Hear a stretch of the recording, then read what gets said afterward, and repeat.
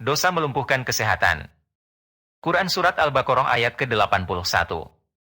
Dalam Ad-Da'wah, Imam Ibnu Qayyim Al-Jauziyah memperingatkan kita akan bahaya dosa bagi kehidupan. Kemaksiatan ibarat racun dalam tubuh. Kejahatan dan penyakit tidak akan muncul kecuali karena dosa kemaksiatan. Kekuatan seorang mukmin ada pada hatinya. Apabila dia bermaksiat, hal itu akan melemahkan hati dan tubuhnya. Maksiat juga akan memperpendek umur seseorang dan menghilangkan keberkahan darinya. Assalamualaikum. Allahumma sholli ala Sayyidina Muhammad. Mari memulai melanjutkan pembahasan Quran Surat kedua, His 5. Ayat ke-75 hingga ayat ke-91. Aku berlindung kepada Allah dari godaan syaitan yang terkutuk.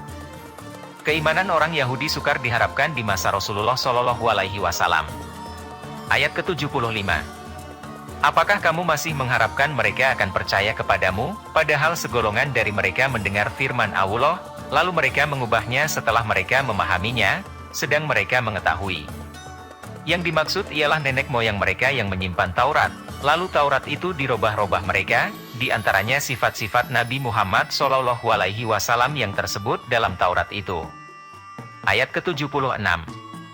Dan apabila mereka berjumpa dengan orang-orang yang beriman, mereka berkata, kami pun telah beriman, tetapi apabila mereka berada sesama mereka saja, lalu mereka berkata, apakah kamu menceritakan kepada mereka, orang-orang mukmin, apa yang telah diterangkan Allah kepadamu, supaya dengan demikian mereka dapat mengalahkan hujahmu di hadapan Tuhanmu. Tidakkah kamu mengerti? Sebagian Bani Israel yang mengaku beriman kepada Nabi Muhammad SAW itu pernah bercerita kepada orang-orang Islam, bahwa dalam Taurat memang disebutkan tentang kedatangan Nabi Muhammad SAW. Maka golongan lain menegur mereka dengan mengatakan, mengapa kamu ceritakan hal itu kepada orang-orang Islam sehingga hujah mereka bertambah kuat? Dalam suatu riwayat dikemukakan bahwa Nabi SAW pada peperangan Bani Quraidzah berdiri di bawah benteng mereka.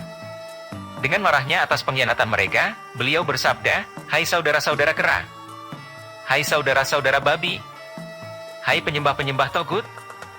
Para pemimpin Bani Quraidzah berkata kepada kaumnya, siapa yang memberitahu Muhammad tentang ucapan yang dikeluarkannya itu?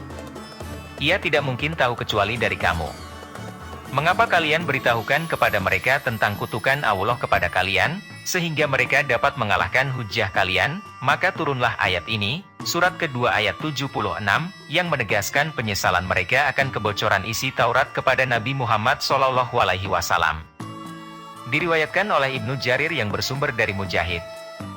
Dalam riwayat lain dikemukakan bahwa apabila kaum Yahudi bertemu dengan orang-orang mukminin, mereka, kaum Yahudi, berkata, kami percaya bahwa sahabatmu itu utusan Allah, akan tetapi diutusnya hanya kepadamu saja. Apabila bertemu dengan teman-teman mereka, mereka berkata, janganlah kamu memperbincangkan masalah ini, kerasulan, dengan orang-orang Arab, karena kamu dahulu pernah meminta kepada Allah agar mendapat kemenangan terhadap orang-orang Arab dengan kebesaran utusan yang akan datang, Muhammad, sedang kenyataannya utusan itu dari golongan mereka.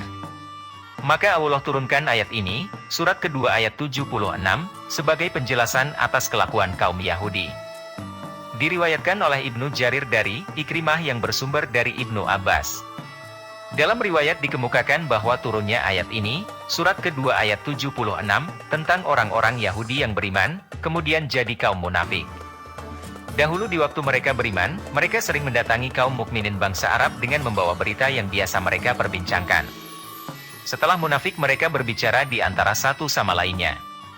Mengapa kamu beritahukan tentang kutukan Allah yang berupa siksaan terhadap kita sehingga mereka, kaum mukminin, dapat berkata, kami lebih dicintai Allah dan lebih mulia daripada kamu.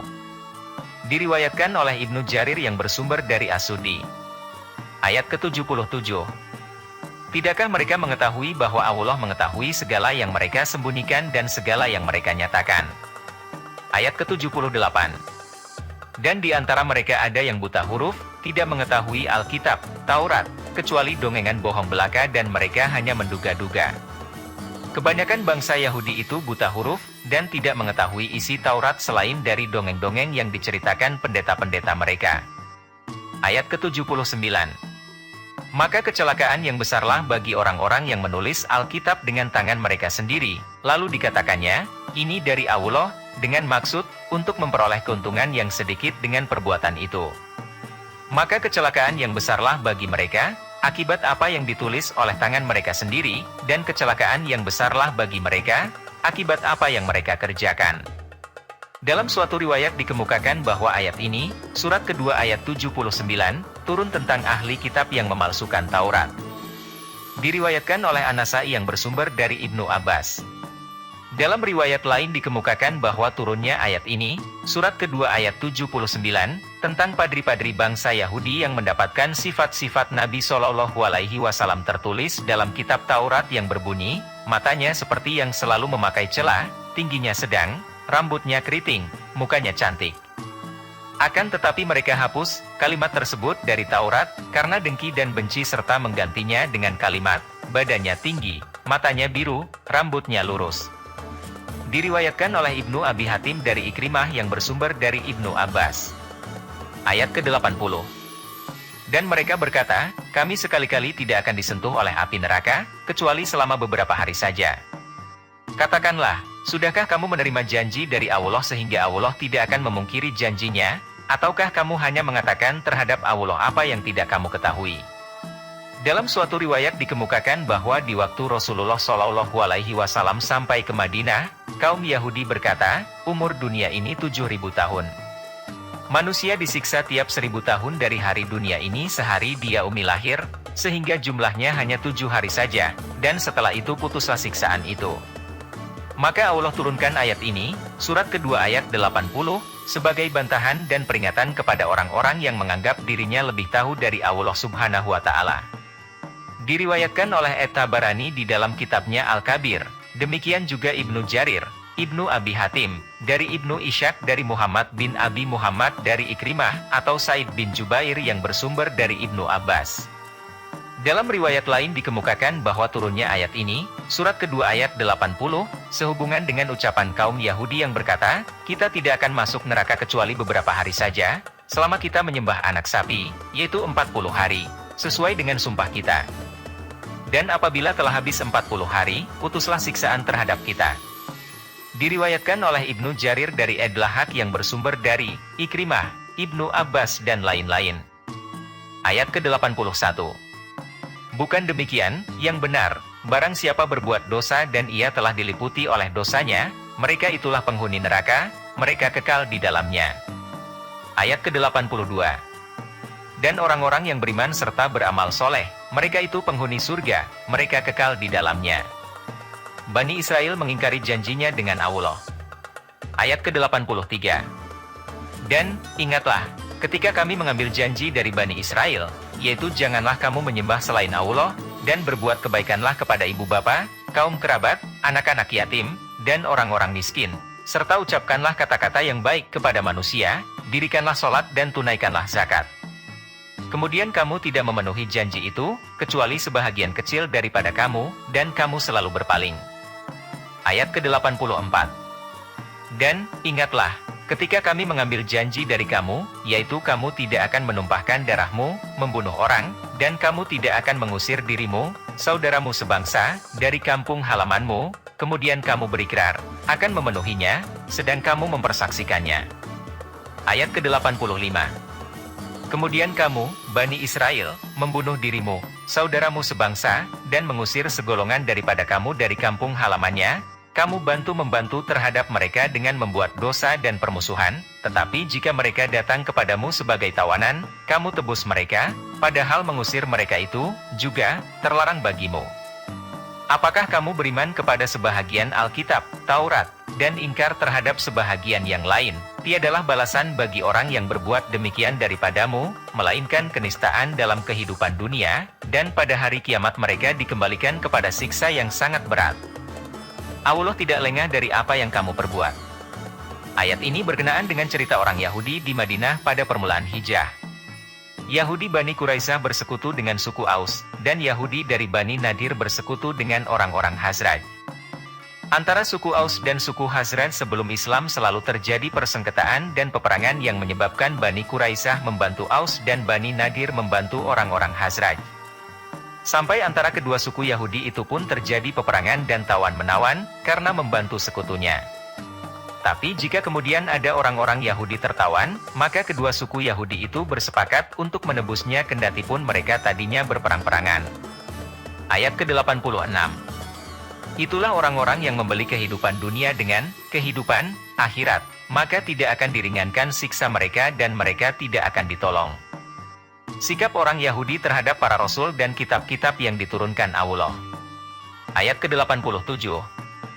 Dan sesungguhnya kami telah mendatangkan Alkitab, Taurat, kepada Musa, dan kami telah menyusulinya, berturut-turut, sesudah itu dengan rasul-rasul, dan telah kami berikan bukti-bukti kebenaran, mukjizat, kepada Isa putra Maryam dan kami memperkuatnya dengan Ruhul Kudus. Apakah setiap datang kepadamu seorang rasul membawa sesuatu, pelajaran, yang tidak sesuai dengan keinginanmu lalu kamu menyombong, maka beberapa orang, di antara mereka, kamu dustakan dan beberapa orang, yang lain, kamu bunuh. Maksudnya, kejadian Isa alaihi salam adalah kejadian yang luar biasa, tanpa bapak, yaitu dengan tiupan Ruhul Kudus oleh Jibril kepada diri Maryam. Ini termasuk mukjizat Isa alaihi salam. Menurut jumhur musafirin, bahwa Ruhul Kudus itu ialah malaikat Jibril. Ayat ke-88. Dan mereka berkata, hati kami tertutup. Tetapi sebenarnya Allah telah mengutuk mereka karena keingkaran mereka, maka sedikit sekali mereka yang beriman. Ayat ke-89. Dan setelah datang kepada mereka Al-Quran dari Allah yang membenarkan apa yang ada pada mereka, padahal sebelumnya mereka biasa memohon kedatangan Nabi untuk mendapat kemenangan atas orang-orang kafir. Maka setelah datang kepada mereka apa yang telah mereka ketahui, mereka lalu ingkar kepadanya. Maka laknat Allah lah atas orang-orang yang ingkar itu. Maksudnya kedatangan Nabi Muhammad SAW yang tersebut dalam Taurat di mana diterangkan sifat-sifatnya. Dalam suatu riwayat dikemukakan bahwa kaum Yahudi Khaybar dahulu memerangi kaum Ghatafan, bangsa Arab. Tiap kali bertempur bangsa Yahudi kalah. Kemudian kaum Yahudi minta pertolongan dengan doa ini, Ya Allah, sesungguhnya kami minta kepada MU dengan hak Muhammad, Nabi yang ummi, yang engkau telah janjikan kepada kami, akan engkau utus dia di akhir zaman. Tidakkah engkau akan menolong kami untuk mengalahkan mereka? Apabila bertempur, mereka tetap berdoa dengan doa ini, sehingga kalahlah kaum Ghatafan. Tetapi ketika Rasulullah diutus, mereka kufur terhadap Nabi SAW. Maka Allah turunkan ayat ini, surat kedua ayat 89, sebagai laknat kepada orang-orang yang memohon pertolongan Allah, yang setelah dikabulkan mengingkarinya. Diriwayatkan oleh Al-Hakim dalam kitab Al-Mustadrak dan Al-Baihaqi dalam kitab Ad-Dalail dengan sanad yang lemah yang bersumber dari Ibnu Abbas. Dalam riwayat lain dikemukakan bahwa kaum Yahudi minta pertolongan untuk mengalahkan kaum Aus dan kaum Khazraj dengan memakai nama Rasulullah SAW sebelum beliau diutus menjadi Rasul. Akan tetapi setelah Allah mengutus Rasul dari bangsa Arab, mereka kufur kepadanya. Dan mereka ingkari apa yang mereka katakan tentang Nabi SAW. Maka berkatalah Muadz bin Jabal, Bishrubnul Barra dan Daud bin Salamah kepada mereka, wahai kaum Yahudi, takutlah kamu kepada Allah dan masuk Islamlah kamu, karena kamu telah minta pertolongan kepada Allah memakai nama Muhammad untuk mengalahkan kami, di saat kami termasuk kaum musyrikin. Kamu memberi kabar kepada kami bahwa sesungguhnya ia, Muhammad, akan diutus dan kamu mengemukakan sifat-sifat Muhammad dengan sifat-sifat yang ada padanya itu. Maka berkatalah Salam bin Mashkam salah seorang dari Bani Nadlir, dia tidak memenuhi sifat-sifat yang kami kenal, dan dia bukan yang kami terangkan kepadamu. Maka Allah menurunkan ayat ini, surat kedua ayat 89, berkenaan dengan peristiwa di atas. Diriwayatkan oleh Ibnu Abi Hatim dari Sa'idi atau Ikrimah yang bersumber dari Ibnu Abbas. Ayat ke-90. Alangkah buruknya, hasil perbuatan, mereka yang menjual dirinya sendiri dengan kekafiran kepada apa yang telah diturunkan Allah, karena dengki bahwa Allah menurunkan karunia-Nya kepada siapa yang dikehendakinya di antara hamba-hambanya. Karena itu mereka mendapat murka sesudah mendapat kemurkaan. Dan untuk orang-orang kafir siksaan yang menghinakan. Maksudnya, Allah menurunkan wahyu, kenabian, kepada Muhammad SAW. Maksudnya, mereka mendapat kemurkaan yang berlipat ganda yaitu kemurkaan karena tidak beriman kepada Muhammad SAW dan kemurkaan yang disebabkan perbuatan mereka dahulu, yaitu membunuh Nabi, mendustakannya, merubah-rubah isi Taurat dan sebagainya. Ayat ke-91. Dan apabila dikatakan kepada mereka, berimanlah kepada Al-Quran yang diturunkan Allah, mereka berkata, kami hanya beriman kepada apa yang diturunkan kepada kami. Dan mereka kafir kepada Al-Quran yang diturunkan sesudahnya, sedang Al-Quran itu adalah kitab yang hak, yang membenarkan apa yang ada pada mereka. Katakanlah, mengapa kamu dahulu membunuh nabi-nabi Allah jika benar kamu orang-orang yang beriman? Syodaqallahul Azim. Maha benar Allah yang Maha Agung dengan segala firman-Nya. Sobat, ayo kita berlanjut ke ayat berikutnya.